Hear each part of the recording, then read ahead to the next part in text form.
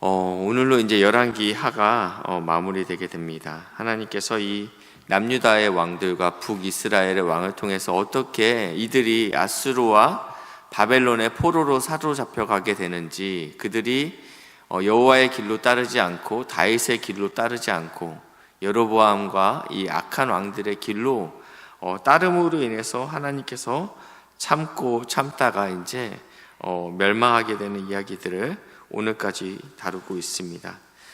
저희가 읽었던 8절부터는요, 어떻게 여호와의 성전과 왕궁이 헐어지게 되는지 그 이야기를 다루고 있습니다. 그리고 13절부터 17절까지는 탈취당한 품목들에 대해서 이 숟가락까지 싹 다 쓸어가는 모습들 보이고 있고요. 그리고 18절부터는 잡혀간 사람들, 그래서 그들이 어떻게 비참하게 죽었는지에 대해서 21절까지 다루고 있고요. 저희는 오늘 22절 그리고 26절까지 좀 집중적으로 보려 합니다. 그달리아라는 총독을 세우게 됩니다. 이 땅에 이제 남아있는 사람들은 다 비천한 자였습니다. 쓸만한 사람들은 이미 본토로 다 포로로 잡아갔습니다. 그렇기 때문에 어떠한 기능이나 반란을 일으킬 만한 깜냥이 이들에게는 없었습니다. 그럼에도 불구하고 이 빈 땅을 놀리기 싫기 때문에 이들을 다스릴 수 있는 총독을 세우게 되는데, 그 총독의 이름이 그달리아입니다. 친바벨론 성향을 갖고 있겠죠. 바벨론이 총독을 세우기 때문에 누구보다도 이 사람은 바벨론에게 충성할 수 있겠다라는 사람을 총독으로 세우게 되는데, 보시니까 사반의 손자 아이감의 아들 그달리아가 관할하게 하였더라 라고 표현하고 있습니다. 총독으로 세워지고 바벨론이 떠나게 되자 이 소식들은 그 바벨론이 침공했을 때 이 남유다를 떠났던, 물리적으로 지리적으로 남유다를 떠났던 사람들이 모여들기 시작합니다. 이들은 바벨론에게 포로로 잡혀가니 차라리 먼 땅에 가서 독립운동을 하겠다, 이런 마음도 있었을 것이고, 여러 가지 이유로 이 바벨론에게 나는 항복하지 않겠다, 이런 마음을 먹었던 사람들이 돌아오게 됩니다. 오늘 성경 23절에 보시니까요, 느다니아의 아들 이스마엘과 그러면서 쭉 이렇게 사람들이 돌아오게 됩니다. 그들에게 무엇이라고 말씀하냐면요, 총독은요 24절인데요, 그달리아가 그들과 그를 따르는 군사들에게 맹세하여 이르되 너희는 갈대아인을 섬기기를 두려워하지 말고 이 땅에 살며 바벨론 왕을 섬기라. 그리하면 너희가 평안하리라 하니라. 이 도망갔던 이 국민들이 이 그달리아 중심으로 모이고 있자 이 그달리아가 이들과 함께 맹세하게 합니다. 우리가 지금은 바벨론을 섬겨야 된다. 근데 이 이야기가 떠났던 백성들에게, 독립을 요구했던 백성들에게는 그렇게 곱게 들리는 이야기가 아닙니다. 기회주의자 아니면 친바벨론주의자, 이러한 표현이 나는 하나님만을 섬기는 사람이야, 하나님께서 이 땅을 반드시 회복시킬 거야 라는 믿음을 갖고 있는 자들에게는 곱게 들리진 않죠. 사실은 이 예레미야가 그런 사람이었습니다. 예레미야는 요시야 때부터, 그러니까 이 하나님의 말씀으로 개혁이 일어났던 요시야 시대 때부터 활동했던 선지자이고, 그 요시야의 아들들이 이 남유다를 다스리고 있을 때까지 그 모든 멸망하는 과정 가운데 동일하게 한 메시지만을 선포했습니다. 너희가 바벨론에게 항복해야 된다. 근데 이 메시지가 한 번도 곱게 들렸던 적은 없습니다. 지금 우리나라가 회복할 것이라고 메시지를 선포했던 거짓 선지자들이 있죠. 2년 만에 돌아갔던 우리의 포로들이 다시 이 땅으로 돌아올 것이다. 그때 잡혀갔던 모든 물건들, 여호와의 성전의 기물들이 다시 남유다로 돌아올 것이다, 이런 메시지를 선포했던 거짓 선지자들은 백성들에게 사랑을 받았지만 예레미야는 그렇지 못했다라는 것입니다. 너는 기회주의자다, 친바벨론주의자다, 이러한 평판을 받았다라는 것입니다. 그렇지만 이 예레미야는 누구보다도 하나님의 말씀만 전했던 선지자입니다. 본인이 그렇게 선포해 놓고도 굉장히 가슴이 힘들었던 사람이에요. 하나님, 제가 왜 이런 메시지를 전해야 됩니까? 저도 예레미야는 누구보다도 조국의 독립과 조국의 안위를 걱정했던 선지자입니다.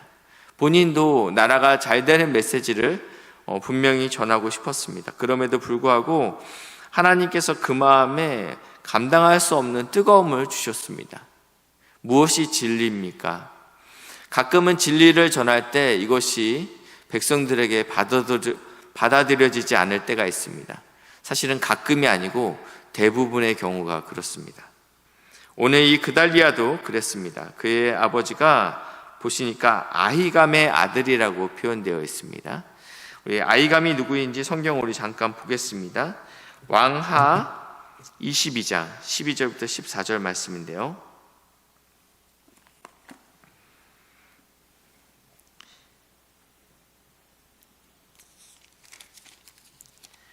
요시야 시대 때 활동했던 지도자였습니다.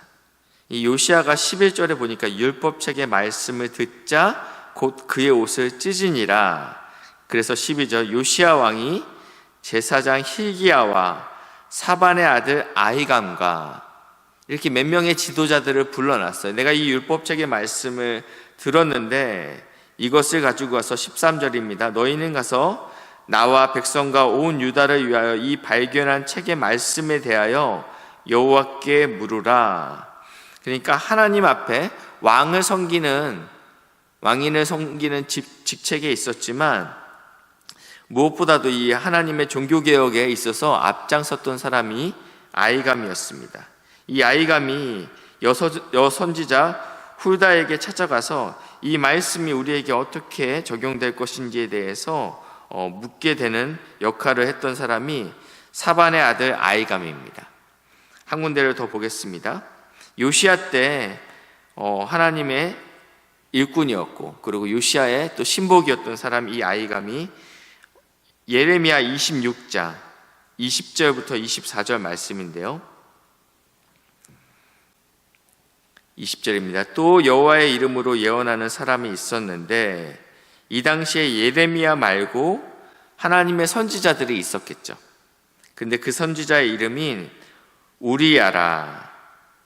그가 예레미야의 모든 말과 같이 이 성과 이 땅에 경고하여 예언하매 언제 예언했냐면 여호야김 시대에 예언했습니다.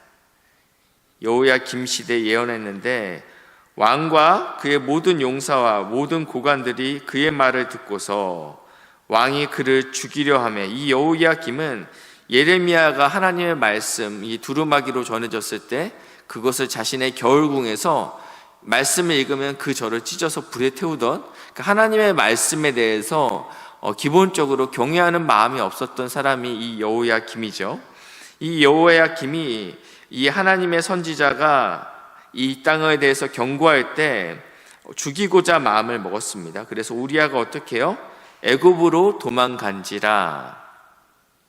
그러니까 어떻게 합니까? 그러면 포기해야 되는데 이 여호야김이 또 이런 일에는 또 특심이에요. 애굽까지 사람을 보내서 그를 잡아오게 합니다. 23절 그들이 우리야를 애굽에서 연행하여 여호야김 왕에게로 그를 데려오매 왕이 칼로 그를 죽이고 그 시체를 평민의 묘지에 던지게 하니라. 엄청 악한 시대였죠. 의로운 자가 핍박을 받는 시대가 여호야김 시대였습니다. 근데 그때 활동했던 사람이 이 아히감입니다. 24절인데요. 사반의 아들 아히감의 손이 예레미야를 도와주어 그를 백성의 손에 내어주지 아니하여 죽이지 못하게 하니라. 이 아히감은 왕의 신하였습니까? 하나님의 신하였습니까? 왕의 신하였지만 하나님의 신하였습니다. 왕의 명령에 순종했지만 왕의 명령이 그럴 때는 잘못되었을 때는 하나님의 편에 섰던 사람이 아히감이었습니다. 오늘 나왔던 이 그달리아도 총독입니다. 하나님께서 그를 총독의 자리에 앉히셨습니다. 그가 지금 이 메시지는 바벨론 왕을 섬겨야 된다. 그래야지 우리에게 참 평안이 임할 것이다. 이것이 다른 쪽에서 볼 때는 너는 민족의 반역자구나, 바벨론의 부역자구나, 이러한 평가를 들을 수 있지만 이 그달리아는 지금 하나님의 뜻이 여기 있다라고 믿었기 때문에 선포하고 있다라는 것입니다. 그의 죽음은 허망합니다. 분명히 충신들이 경고를 했습니다. 이 이스마엘, 그 왕족이었던 이스마엘을 믿지 마십시오. 그는 바벨론에 대해서 억하 감정이 있죠. 자신은 왕족이었어요. 근데 이 남유다가 멸망함으로 자신이 그것을 누릴 수 없는 사람이 되었다라는 것입니다. 자신의 이득이 있었다라는 것이죠. 그래서 분명히 가까이 하지 말라고 경고를 하였지만 그달리아는 그까지 다 품고 함께 식사를 하다가 반란이 일어났는데 총 10명이 반란을 일으켰습니다. 최소한의 안정장치를 하지 아니하고 이 원수와 함께 식탁에 앉아서 밥을 먹다가 죽게 되는 형국이 나타났다는 것입니다. 이 나머지 백성들이 어떻게 됩니까? 다 애굽으로 가게 됩니다. 그러니까 이 남유다의 멸망은 대부분은 바벨론의 포로로 사로잡혀가고, 그리고 그 남아있는 모든 사람도 다 애굽으로 가게 되는 모습이라는 것입니다. 하나님께서 이스라엘 백성을 이 갈대아 우르에서 불러서 내가 이 자손을 복의 근원이 되게 하겠다라고 약속하시고 약속의 땅 가나안 땅으로 인도하여 들이셨습니다. 그리고 종살이하던 애굽에서 이스라엘 백성을 출애굽시키셨습니다.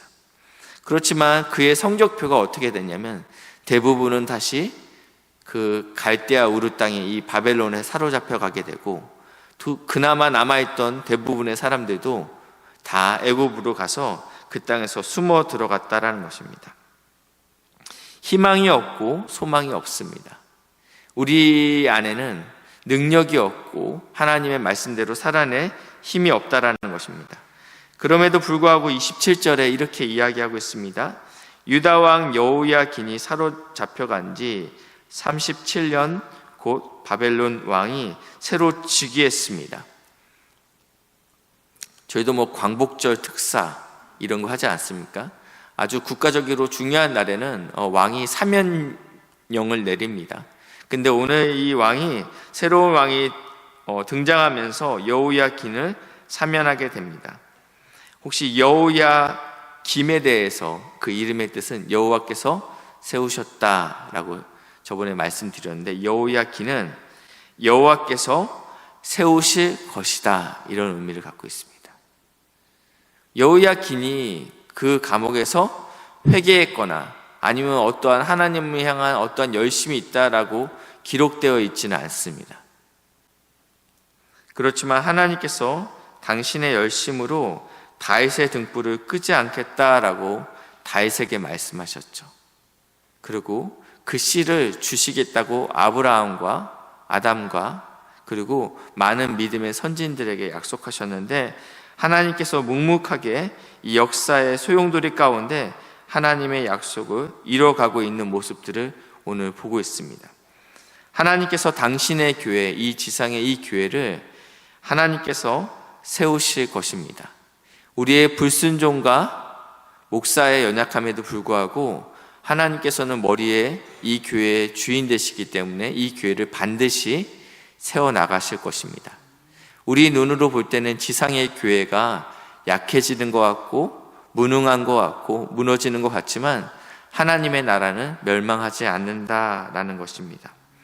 오늘도 이 하나님을 붙잡고 하나님께서 절망 가운데 우리에게 위로 주시고 은혜 주실 것들을 기대하시면서 조국 교회를 위해서, 이 나라와 민족을 위해서, 그리고 전쟁 가운데 있는 열방의 모든 열방 가운데 하나님의 은혜를 부어달라고 기도하시는 새벽 되시길 주님의 이름으로 축복합니다. 기도하시겠습니다.